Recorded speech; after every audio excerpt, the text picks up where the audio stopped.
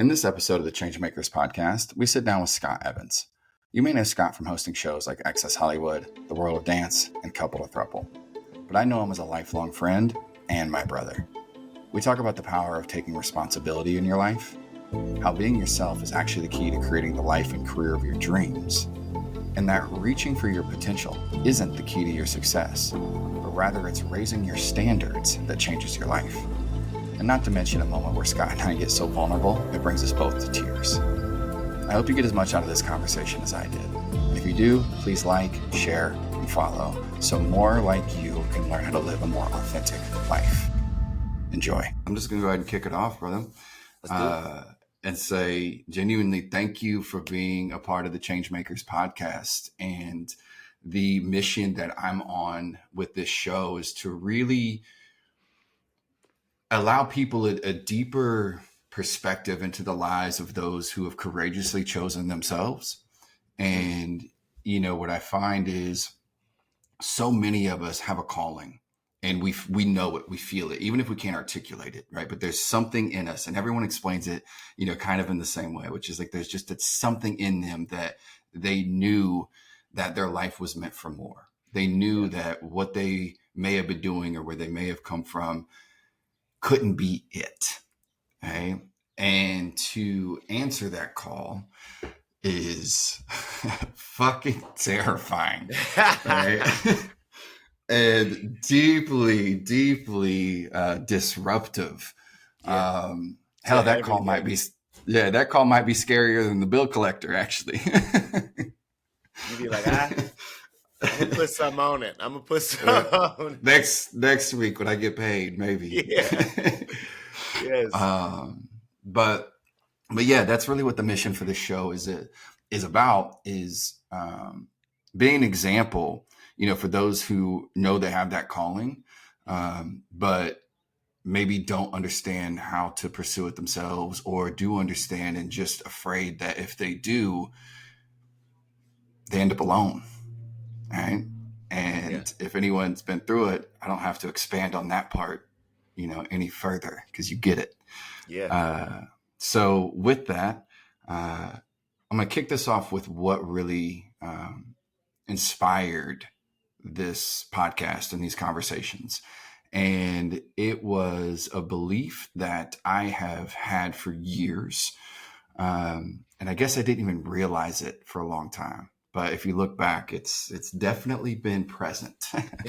And it was reinforced this past year, you know, through the experience of Mom and some of the things that she shared going into, you know, what became her final weeks. And without diving too much into that story, you know, it was a message that she conveyed to me candidly. And it was simply that her request was that I never stop pursuing what I actually love.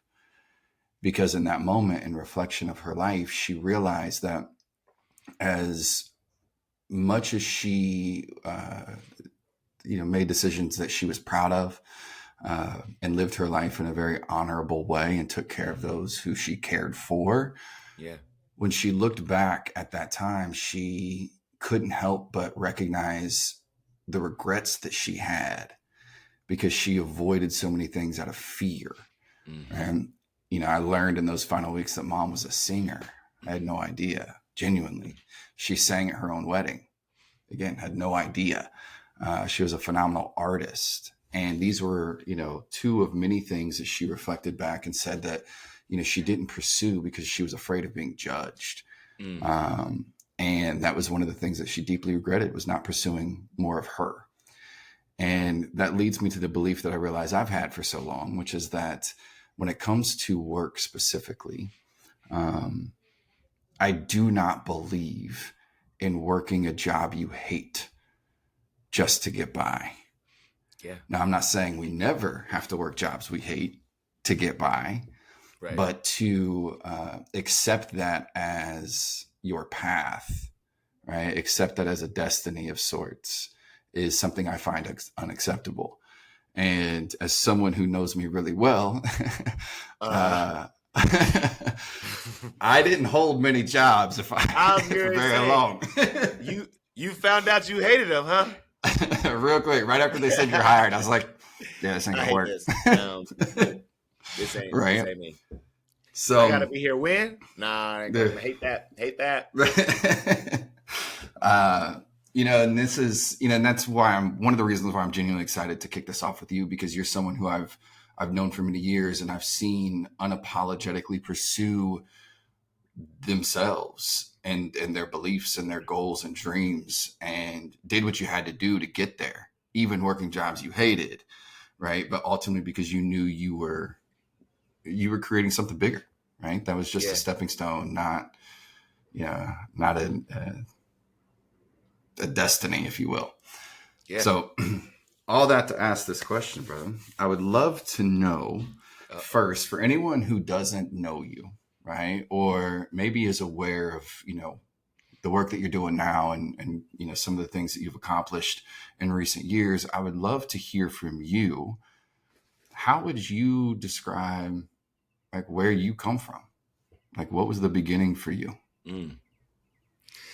That's such an interesting question. How would I describe where I come from? And I say interesting because it's like, you really like, you throw one off with that. You know what I mean? It's not like, how do you describe you or what you do? How do you describe your path? But like where you come from, I was surrounded at a very young age, from what I can remember, I was surrounded by examples of brilliance, like people who were seemed to be in their flow, in walking in authority, working in community and collaboration with other people. In particular, this community was Black. And so I was able to see from a very young age and believe and almost assume that whatever I wanted, however I wanted it, whatever my dream was, it was due to me, right? Because I was willing to work it out. I was willing to walk that path. I didn't have this idea. People talk about like how, the representation matters is like this thing that people keep saying, and this phrase that people rely on or fall back to or iterate in their speeches and all kinds of stuff, right? Every room you've been in, if there is someone who is not white, if they are Black, brown, Asian, or otherwise, people talk about representation mattering or how much it matters. And so I had that from a really young age. I had that examples of people seeking with success their purpose, right? Following in success their purpose. So growing up in Indianapolis, being born in New Jersey, and growing up in Indianapolis, and for some time, earlier in life, going back and forth, but for the most part, growing up really in Indianapolis, I was surrounded by people who were like doing it. And so I remember being booked on my first like gig. Stacy Pates, our sister, booked me on this gig where she believes it was a young Reggie Miller. She believes it was a young Michael Jordan. I believed somehow that it was a young Reggie Miller. And for some reason, I was like, I don't know how I look like Reggie Miller, but I will take it because I got a day out of school and I got $50. $50 to play? And so, we played this, it was like this, the player intro video for the Indiana Pacers, like with the thing that comes on right before the players come out. And I remember being in the car on the ride home with her, and I was like, this is what I want to do. She was like, of course the Gardeners are going to start now. She was That's not what she said. That's what you're saying. Yes, that's what I was okay. I was like, that's a weird response, Stacey. You're right. That wasn't very clear. The Gardeners are about to start now, literally now in this life. But in this memory, I remember saying to Stacey, this is what I want to do, I want to do this. I want to be this every day. And I remember her kind of looking at me like, okay, don't be weird. But I also remember her very specifically saying, then you will. Mm. You know what I mean? Then you will. And so I had a lot of experiences like that as a kid where I said something or I identified something or was curious about something and I was encouraged to go in pursuit of it. I was thrust into after school programs that developed my storytelling ability on camera. And um, we launched a television show when I was in middle school Mm. that aired on the MTV2 affiliate in Indianapolis called 360 Degrees. Youth Mm. directed and produced TV for teens. And I what I know now is that if we were submitting for Emmys, we were definitely doing Emmy caliber work in middle Mm. school and high school as students. But we were talking about everything from teen homelessness to school, dating, sex. Mm. We were winning grants from city initiatives to help inform young people about how to protect their bodies, what sexual health meant for young people, Mm. and to help tell stories that they couldn't seem to connect with. And so was also seeing some success in that. I was interviewing celebrities in middle school. Do you know what I mean? Mm. As they came through summer celebration in Indianapolis. I interviewed Destiny's Child in middle school. Yeah. Middle school. John Legend when I was in high school. Do you know what I mean? So yeah, I think I think in order to describe what it was like for me, where I come from, I had great examples of what it meant and what could be found on the other side of pursuing your heart's desire. I also Yeah. had profound examples of what it looked like to not, what it looked like to delay, what it looked like to defer. And I didn't want to do that. I didn't want that. And so um, I and many members of my family made sure that I had and would be out and after this thing as quickly and as soon as possible and as relentlessly as possible. So on that note too, because I'm sitting there listening, and I would love to hear a little more about what do you mean that you also had other examples who were avoiding and deferring and whatever that means, their dreams, their goals, their desires, their truths, all the stuff, right?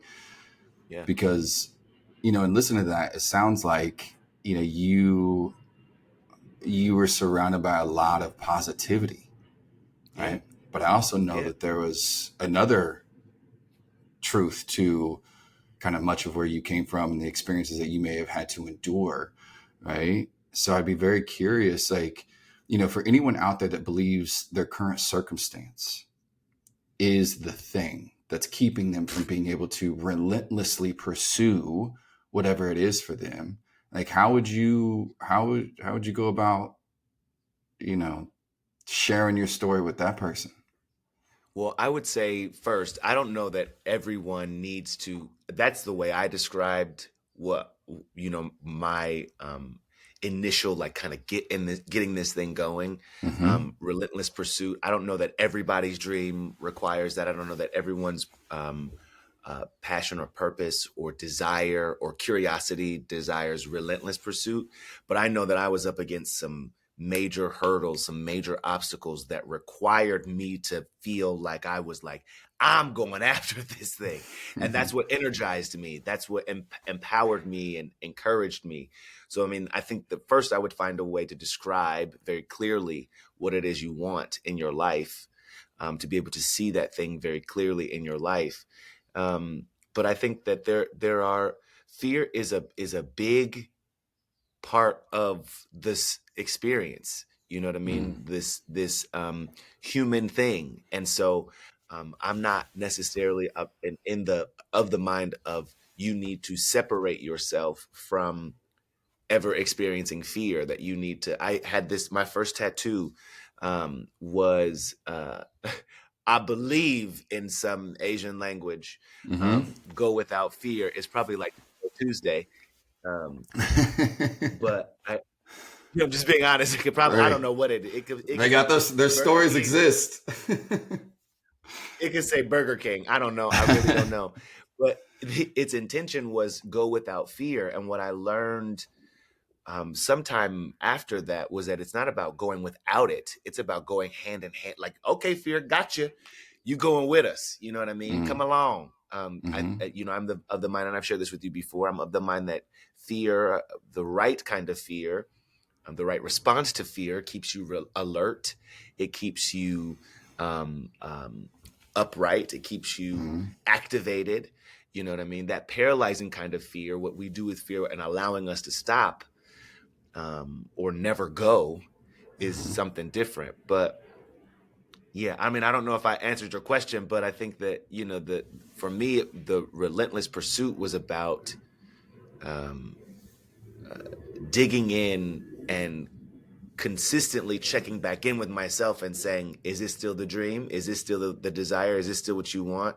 Even though none of it looks like what you thought it would Mm-hmm. right now, are you comfortable with or good with continuing to walk this thing out? Is what you're feeling right now worth the next few steps? Mm, Because I wasn't really ever of the mind of like, okay, when I get on, then I will. I never really mm, saw it like that. I needed to feel it. I needed to see some elements of the dream happening.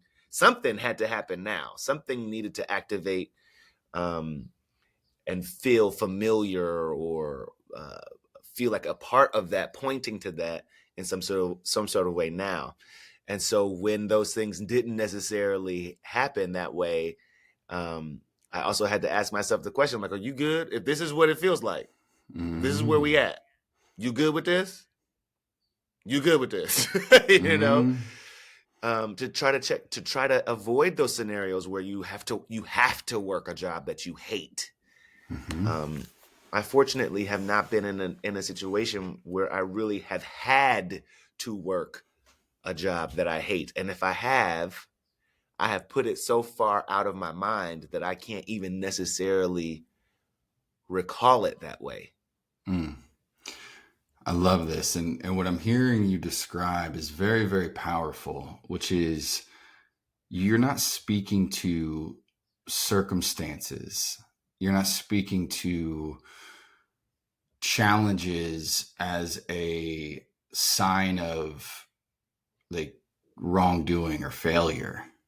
Mm-mm. One thing that was really interesting in working with people in my own experience, like I'm someone who it's taken a long time for me to develop a relationship with struggle, with challenge, or Mm-hmm. fear, even that I interpret those things now as the green light, the direction, Mm-hmm. versus doing something and being met with challenge or being met with some sort of feedback or rejection and seeing that as further evidence as why I shouldn't be going in that direction.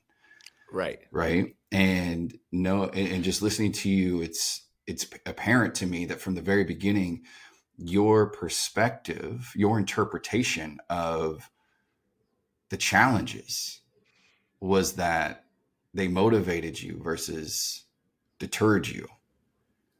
Right. And that's Sometimes, something. yeah. Yeah. Sometimes, yeah. I mean,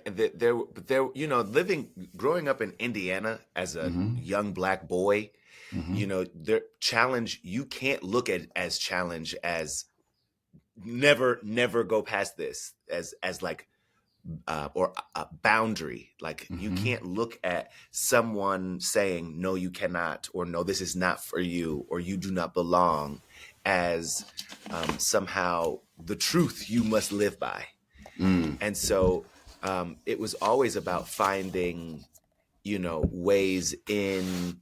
It was always about finding um, some other option. It was always about like, okay, so if this is showing up this way, if this is the no here, where is the yes?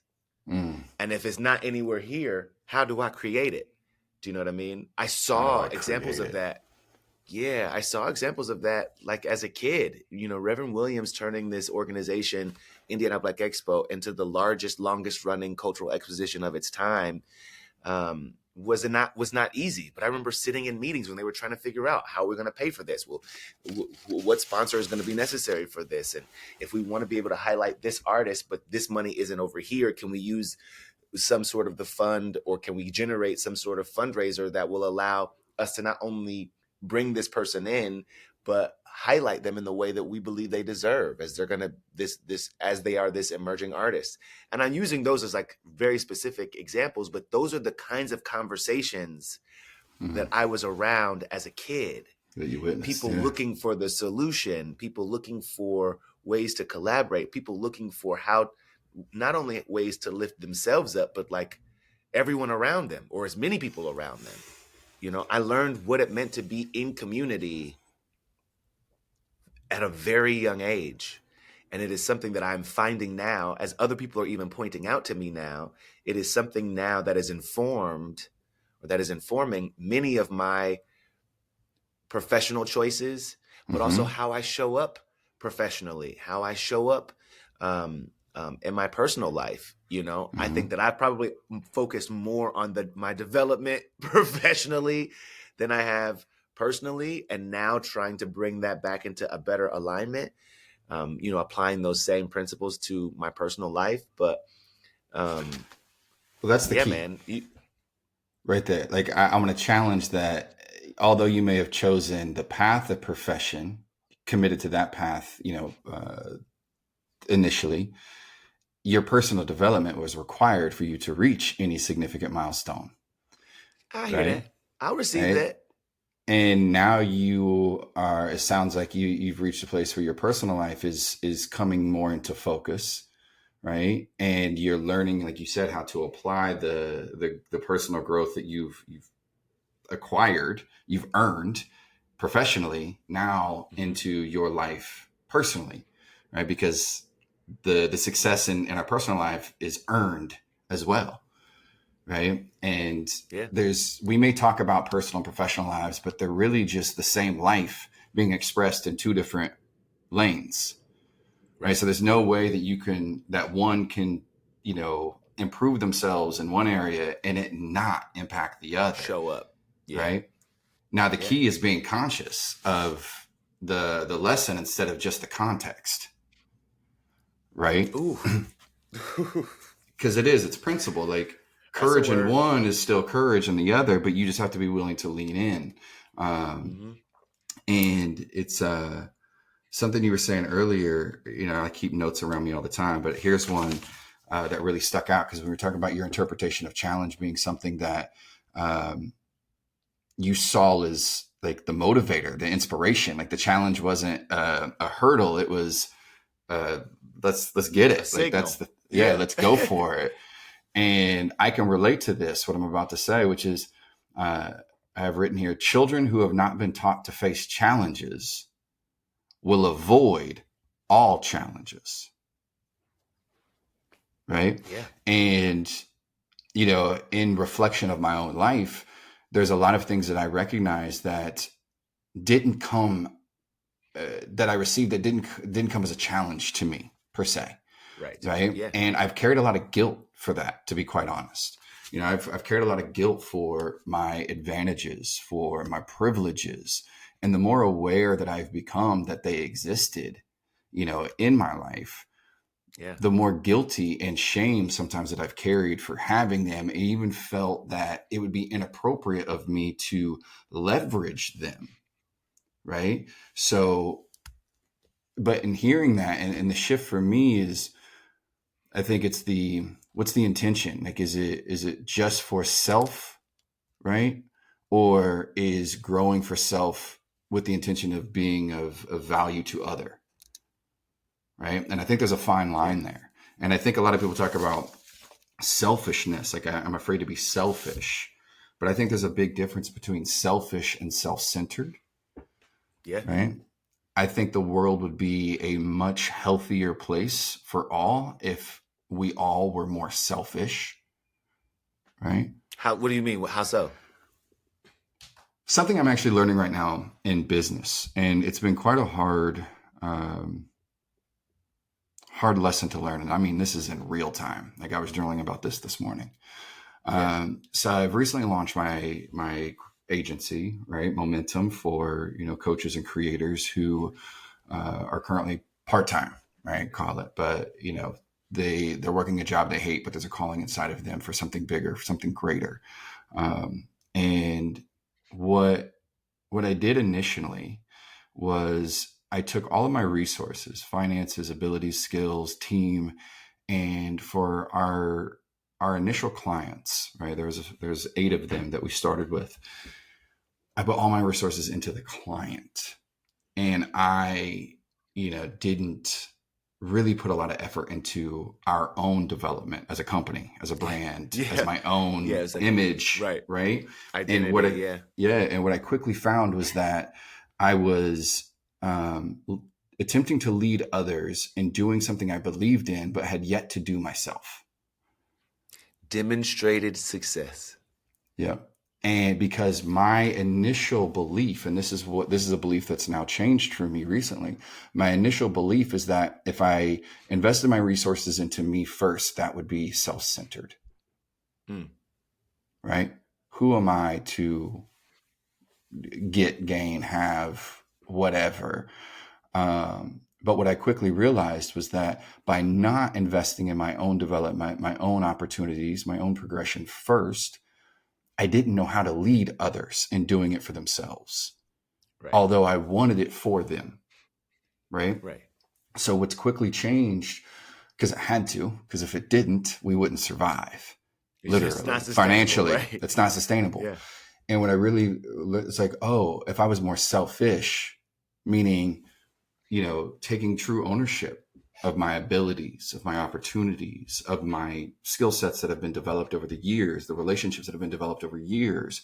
And I was able to act with intention, right? To grow with purpose, to collaborate with the intention of transformation, not transaction, There you right? go. Yeah. And only by going first will I understand how to guide others. Right. So that shift for me of like, oh, going first is not self-centered. If the intention is to learn something that you can turn and guide someone else, to do the Or same. give them. Yeah. Right. Of course. And so that was a big shift for me, because I believe that investing my own resources and, taking advantage of my skill sets was a self-centered act, meaning arrogant, cocky, self-serving, because in doing so, you naturally start to gain some attention, right? And I've always felt that attention made me uh, appear as if it was about me. And that was something I was unwilling to accept. But not allowing the growth or the attention or the opportunities to flow naturally, I learned that what I was actually doing is eliminating or severely impacting my ability to support others in a meaningful way. Right. And, Yeah. so that's kind of what Or I mean by, robbing yourself from the experience of like learning like what's on Mhm. the other side of this, right? I think that we sometimes, I know that I have feared the success of a thing, or Mhm. even in some ways pursuing something wholeheartedly, because if I do and it's successful, then what, right? Then what? Is this like, yeah, like what do I do then? What does that mean I am then? How do I sustain that then? And you have all of these things that you talk yourself out of, the like, if it does actually work, which is Yeah. ridiculous, but it is true. And I don't think I'm the only person that struggled with this or that has struggles with this. And so this is what I kind of went back to, the idea of like, am I okay with what is happening now? Am I good with what Mm. is happening now? Am I comfortable with what the next step requires?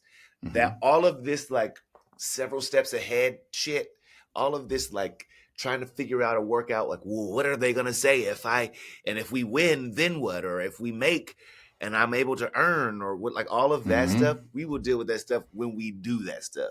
Mm-hmm. This stuff right here, this stuff right here, this stuff right here. Yeah. Let's get to that. Let's get in this, and let's make this feel the best we possibly can, and maybe even finding ways to implement little guardrails, or little, not guardrails, little touchstones, so that once we get this, let's check in with ourselves and figure out how do we feel. Let's check in with our team and figure out how do we feel. Let's check in with our viewer. How do you feel? Right? Are as many of our intentions still in alignment with how we started this thing, or have they grown into being something even way cooler? But are we still all on the same page? Do you know what I mean? Are you a coach who has been struggling to do everything yourself? I mean, all of the content, the emails, the marketing, not to mention every time you open your phone, there's a new social media strategy that someone is pitching that just makes you feel like you'll never be able to keep up. When all you really care about is helping people in a meaningful way while building the kind of coaching business your family can depend on. I'm Matthew Pates, the founder of Momentum, a growth agency that specializes in helping coaches just like you break through your first 100K. If you're a coach who is tired of trying to figure it all out themselves and you just want to build a business that works, then I'm going to encourage you to click the link in our show notes to take your 100K coaching assessment to find out if you're ready to unlock your six-figure potential today. So, yeah, I mean, I think I understand what you mean when you say selfish versus self-centered. I think that my whole job, the majority of my career has been about amplifying the voice, the work, the dream of other people. And, I've grown to find a way to describe what I believe my purpose on this planet is, which is to be a reflection of the love and the light that has been shown to me in my life, so that someone may become more comfortable, more bold in themselves, so they go in relentless pursuit of their dream. Do you know what I mean? Like, that's my statement. Like, and I'm that, like, I got that clear about it. I got that granular about it. Like, the things that I say yes to, the things that, even couple to thruple, like that, like, don't get me wrong. It's a dating show on Peacock. You can stream all 10 episodes now. Get it? It's a dating show on Peacock that I did, not because it would be like this huge hookup show, but because I wanted to see what would happen when people were able to be open and honest about what they want in their relationship, what they see for themselves in their relationship, or how they wanted to show up for their partner in their relationship. What happens if we could be just that honest? I don't give a damn if they end up in polyamory. I don't give a damn if they end up swinging. I don't give a damn if they end up serial monogamy, or get married or split up. That really wasn't my concern. I wanted to know what happened when people were able to challenge the idea they thought about a thing, or the idea that was given to them about a thing, and they started to define it for themselves. And so I wanted to amplify that intention on an inherently queer television show, because it had never been done before. And that's the filter that, like, even that, you know what I mean, was about, how do I offer my energy and experience to boost the desire or the intention of other people.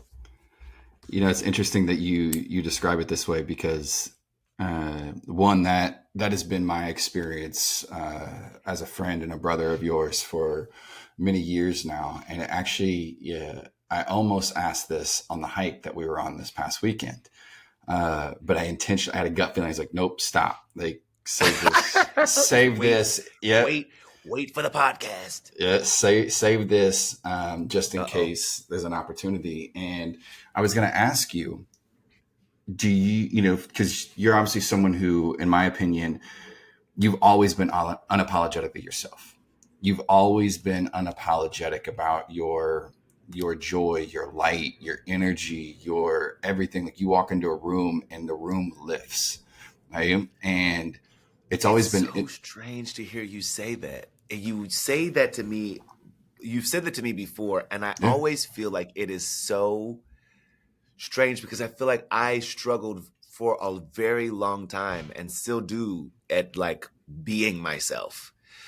That like I have sometimes a real crisis of or conflict with you're doing too much, reel it in, but I can't help it. Like I'm too much. You know Well, what I'm saying? Like well, I'll tell you uh this. I don't know what your experience of that is, but I can tell you why I say unapologetically you has been my experience is because I genuinely cannot recall one moment where it felt that whatever energy you were bringing to a room or a conversation was performative. mm, It always felt pure, even when it was the most. Like there was nothing performative in the energy. And that's what I've always admired because me walking into a room and I'll be 100, I remember many a night where, we go out dancing or whatever. There's one in particular, I forget what city we were in, but I don't even remember the club, but I remember the moment. And we were with a group of your friends and I came to hang out and, we went to this dance club and we were dancing and your presence gave me permission to be bigger, to dance more mm, freely. And I remember specifically because where we were was, in my recollection, it was a predominantly Black club. And here I am, like the white guy, right, with all of not black. the For not those who are Black, listening. other. Right. Uh, but for me, there was a lot of like desire to fit in and insecurity, and I know many can relate to that for different reasons. But I remember it was like, oh, because like I was under your wing in that experience, I felt free to like just fucking go for it, whatever that was, and it was a great time. And it felt like I wasn't the only one you were given that permission to, right? Mm, And that permission wasn't you saying, "Hey, it's okay, do it." That permission was you were doing it. And it was like, you either got to be yourself here, whatever that looks like, or you're going to be really uncomfortable, right? Because there is no mask. And that's what I've experienced with you, no matter where we are, what we do. And it's something that I've always admired because your presence disrupts other people's mask, right? And I don't say mask as in that they're doing something wrong or deceitful hiding. or Yeah. hiding, but it's they're afraid to be their truth, whatever that truth may be, and your energy disrupts that Mm. that guard that so many have, that like I can't be a certain way because I don't know how other people are going to take it, and you come in and you're like, I I'm just gonna come be me and let you figure out how you want to respond to that, while simultaneously it not being conflict. Yeah. Like, and I think that has been, something that I've witnessed and been taking note of and learning from.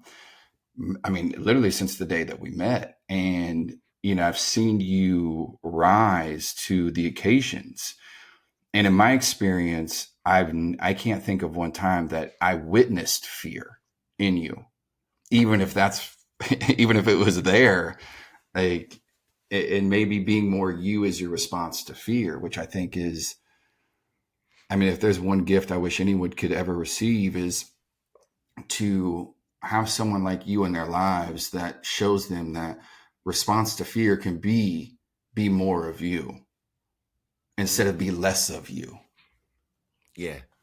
And Whoa. so the question that I had on that came to me on the hike was, I almost asked you, I was like, do you view yourself as an amplifier? And you answered that question because what hit me was, although when you come into a space, you're not afraid of being the center of attention, but the attention is never about you. You're always amplifying what is close to you. And I actually heard there's a gentleman who I look up to in the entrepreneur space. His name's Daniel Priestley, and he is the author and creator of a concept called key person of influence. And he has this beautiful analogy when he talks about the key person of influence as an amplifier. And what he says, he relates it to the city of Paris. And he says a key person of influence is the Eiffel Tower. And he said the Eiffel Tower in Paris doesn't actually make a lot of money, right? The tower itself, like it's a few euros to go up and go to the top and do all that thing. He's like, but the Eiffel Tower itself is really economically a loss leader for the city of Paris, right? But what it does is it amplifies the value of everything close to it. You may come to see the Eiffel Tower, right? But you're going to the restaurants, you're going to the hotels, you're going to, the museums and all the things that surround the Eiffel Tower. And that is what makes, the bulk of the revenue of the city and those kind of things. So the Eiffel Tower brings people in, but it's never about the Eiffel Tower. And that's genuinely how I see you. And quite frankly, it's one reason why, I enjoy spending so much time with you, is because your presence gives me the permission to be more me and allows me to not just like be it, but actually explore what that even is. Right? Like you're a safe place to figure it out, right? To test some shit, to say some shit, to dance in a new way, to sing a little louder or even at all. Like, and that's the part that every time we leave each other's presence, I'm like, I know a little bit more about who I am authentically now because I spent time around Scott today. Whew.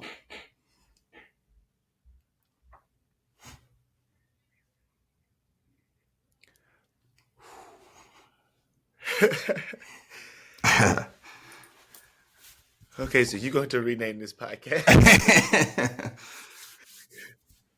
to Tears and some shit. Tears and tequila. Oh my God. Okay. That is a really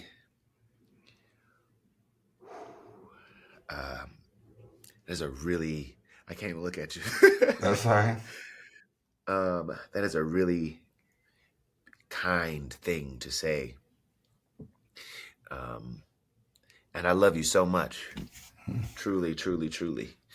So the fact that has ever been your experience in our time together is really cool to me. It's really meaningful to me. I was just describing our relationship to someone, a mentor of mine,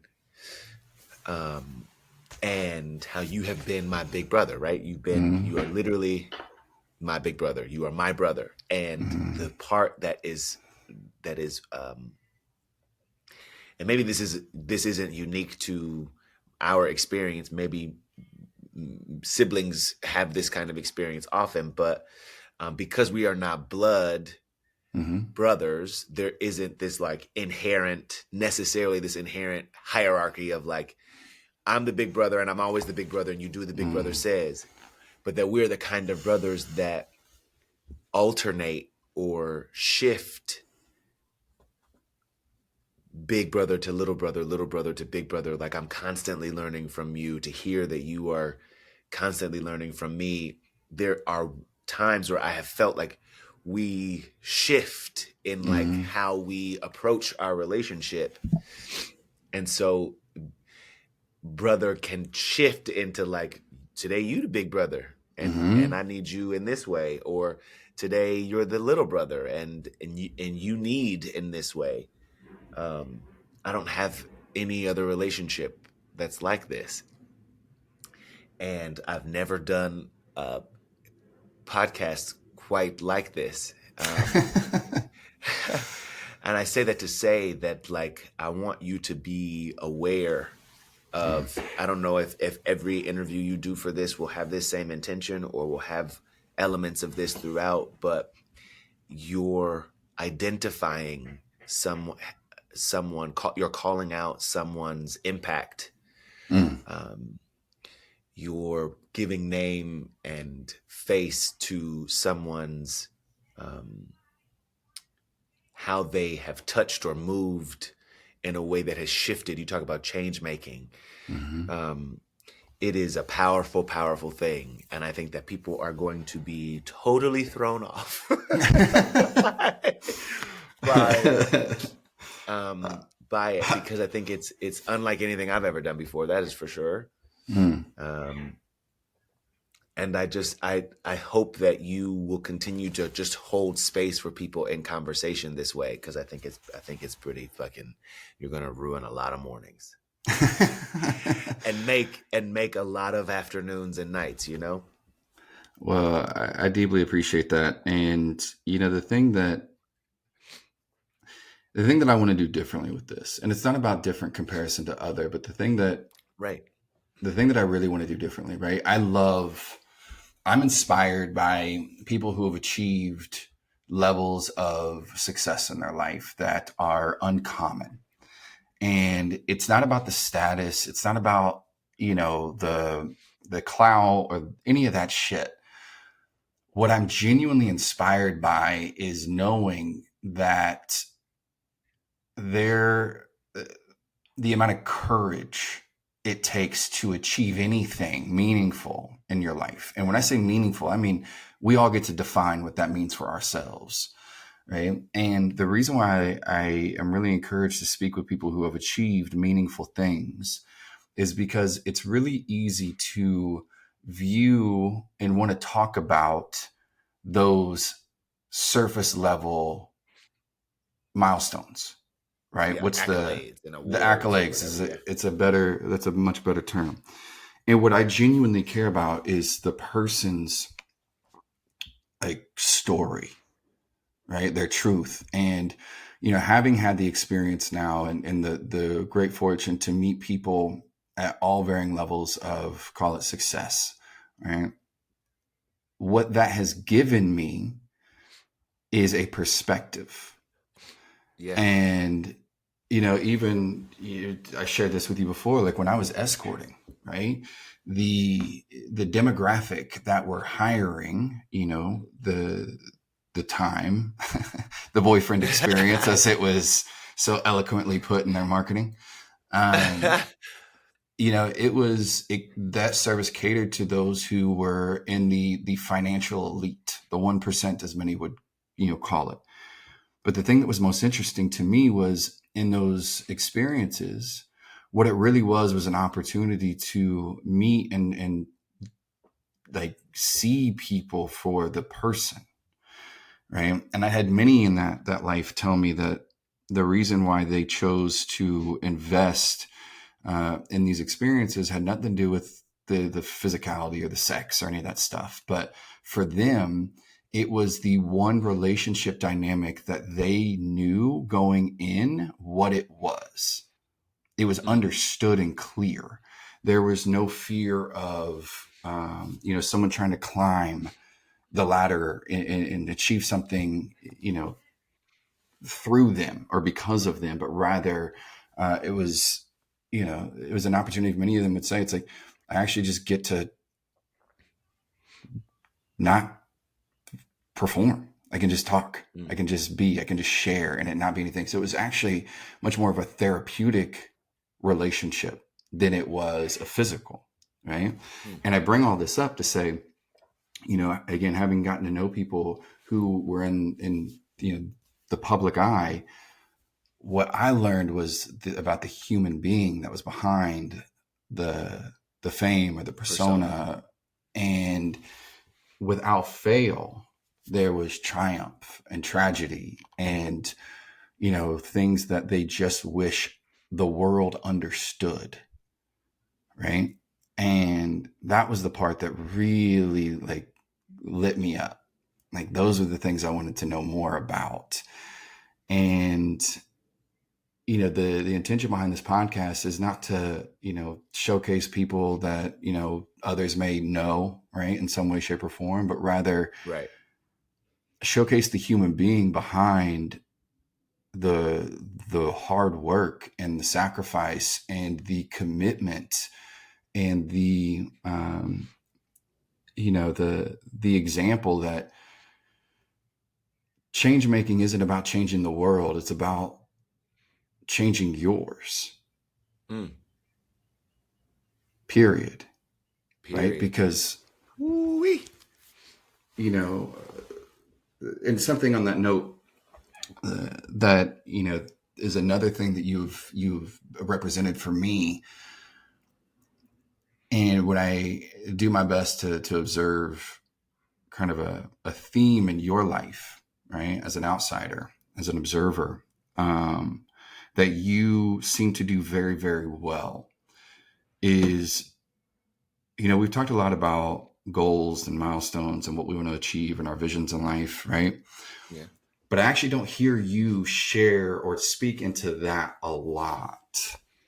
But what I do hear and what I do see that I think is even more powerful than pursuing potential, is one way to describe our vision or goals, Yeah. is you never speak on achieving a lot. Like, it's never about reaching your potential, but it's always been about raising your standards. Mm. And when I look at your life, what I noticed and what I see is a man who is ruthlessly committed to raising his standards. And you've done so. It's never like, I'm here, you can't sit with me. It's, I'm here, now let's go. Yeah. Right? Like you never leave people behind, but instead you hold them accountable to raise their own. Right? And you allow them the space to grow into that, right? Without judgment. But I've also noticed that, as uncomfortable and as heartbreaking as it may be and is at times, you don't wait for them to figure theirs out. You hold space for them to figure it out, but you don't wait. You're going to continue to raise your standards in hopes that, at least this is how I imagine, in hopes that those who you really care about do the same. But it doesn't have to look the same. No. I mean, it almost never is the same. Like, right? Like, there are 6 people that have my job in America. You know what I mean? Like, don't get me wrong. Like, there are a lot of people that do some semblance or, that there are properties of our jobs or our careers that overlap. But as far as like, do what I do the way that I do it for the, what, all of that, there aren't a whole lot. I say that to say that there isn't always, I'm not ever looking for someone's path or even their energy necessarily to match mine. What I think I am adamant about is that your intention, though, is in alignment. It doesn't have to be the same, but I think that while people get clear on that, it can be unpredictable. People's behavior can become unpredictable, and it can be fertile ground for me. This is just me being 100% honest, and maybe this is not the place for this, but like, always the place for that. Right?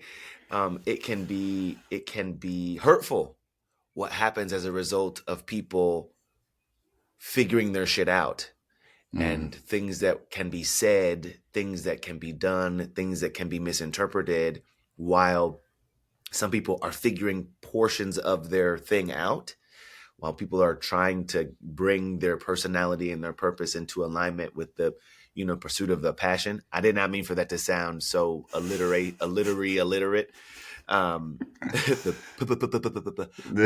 I say that, I'm saying that to say that, like, there are sometimes, and to speak to that in particular, I have been in very sensitive growth periods, what feel like super fertile ground, which means that like anything that is planted while in this period of my life will grow, the good and the bad. And so I sometimes get super protective of that space while I'm trying to water and nurture this thing to see if it's going to be the thing that that pokes through the ground. So I think that 100% for me, there is an element of like, I love you. That doesn't mean I have to be all on you. In order to for that to be love for me. But also like I understand that the life that I have, or the life that I'm creating, is my responsibility. And I really have to, no one else is going to protect that the way that I'm going to protect that. No one else is going to hold that the way that I'm going to hold that. And it's no shade, it's no love lost, but like I'm really trying to make sure this is good. And we all have those experiences with people where you're like, you're not in a place right now where you're going to manage this well, so I'm not going to hand this to you. Do you know what I mean? I'm not gonna require this of you, because we still, figuring some shit out. And once that portion is done, you know what I'm trying to say. Like once that portion is done, do. Like we still right here. I do, and actually that leads me to something that I want to apologize for. And for years, as you have continued to commit and take responsibility for your life, right, and achieving your dreams and your mission, there was definitely a long season, and not that long ago, I mean, within the last couple of years, where there were times that I got really upset and even offended by, sometimes the distance between us in communication, right? And when I look back on it, the times in which I was the most hurt was, it was all rooted in fear of our distance mean I was losing our relationship. Right. And I was interpreting the distance as there being distance within our relationship, which is what, the pain that I was feeling. But as I sit back now and reflect from a different perspective, what I realized was the times where I was most offended were also the times I was not taking responsibility for my own. And those who were taking responsibility for their own and growing, yourself being one of the main ones, the pain was the fact that, again, I made it about me. I made your life, your dreams, you pursuing your goals about me. And the apology that I believe I owe you is in times where, I made, comments or kind of passive aggressive statements around, you're not calling back or texting or those kind of things. And when I look back on it now, as I sit here with, messages on my phone that I've not responded to. Woo! Right? Woo! Yeah. There's a transition, and it's not that the people aren't worthy of response. That's not it at all, but they are, and you get to them, right? But when you are committed to your responsibilities, there's different levels to that. And that also doesn't equate to a lack of love or care or respect. And if anything, it has taught me that, again, given permission, that to take responsibility for your own is a courageous act.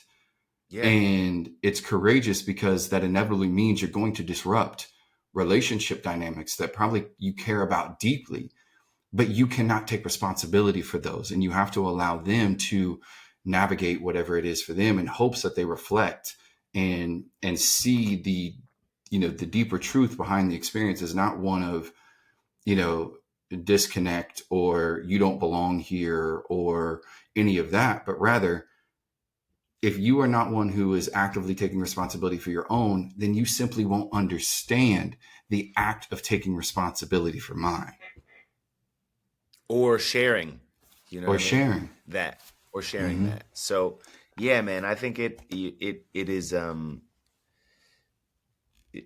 it's like it's all learning, right? It's all Mm-hmm. about trying to figure out the best way, the better way, the truer way. Some I think learning from the situation, so we're not doing the same shit over and over and over. And so I love you, and Mm-hmm. I apologize. You know what I mean? Like it. I am sorry for not being there and not uh, uh, um, um, making sure that you knew that you and felt that um, brother connection Mm-hmm. always. So we out here, and I love you, and we still at it. So Yeah. you know what I mean? Ain't never gonna be nothing but. Well, and this is again an acknowledgement more than anything else to continue, not that you wouldn't, but to continue to relentlessly pursue you and allow it to inspire others, right? Because that's what you ultimately do no matter where you go. And, I think that is the thing that, so many, they never reach that point. They get to the fear, they get to the challenge, and they start to retreat to make others more comfortable, Or right? themselves, Right. just be 100%. honest. Or And themselves. that's something too that, again, you've always represented. And I know we're coming up on time here, and one thing that I want to ask, because I really want people to maybe hear what comes. I want people to hear what comes through, and I don't even know what it's going to be.